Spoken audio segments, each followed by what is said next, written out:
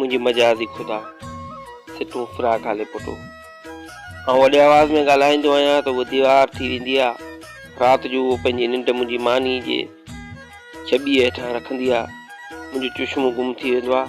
पोइ अंदरि जीअं हथोड़ाड़ियूं हणी घर मां ॻोल्हे ॾींदी आहे। अक्सर दोस्तनि सां फ़ोन ते डिघियूं कचहरी कंदो आहियां ऐं पोइ हुनजो चहिरो बीठल तलाउ जियां पुरसकून हूंदो आहे। कॾहिं कॾहिं हू मूंखे पंहिंजो चोथों पुटु सम्झंदी आहे।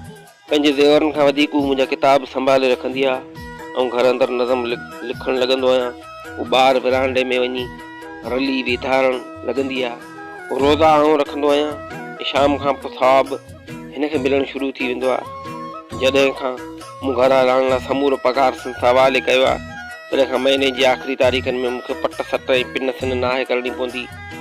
बिजली नाहे हूंदी त हिनखे गर्मी जो न पर मुंहिंजा कपिड़ा इस्त्री न थियण जो फ़िक्र थींदो आहे। काइनात में आउं शायदि वाहिद मर्द आहियां जंहिंजी मजाज़ी खुदा हिकु औरत आहे। हुनखे ख़बर आहे त आउं बेग में केतिरो पाणी विझी पीअंदो आहियां। तंहिं करे शराब पीअण खां अॻु आउं वेंझण वेंदो आहियां त हू जग में शराब ऐं मुक़ररु पाणी अॻु में विझी छॾींदी आहे। उन वक़्तु हिन जे कुलनि ते वेठल करामीन कातबीन पंहिंजे कलमनि खे ढके छॾींदा आहिनि। यकीन अथमि जिन बि शराब बि शाइरनि जूं ज़ालूं जन्नत में ईंदियूं उन्हनि जी अॻुवाण मुंहिंजी घरवारी हूंदी।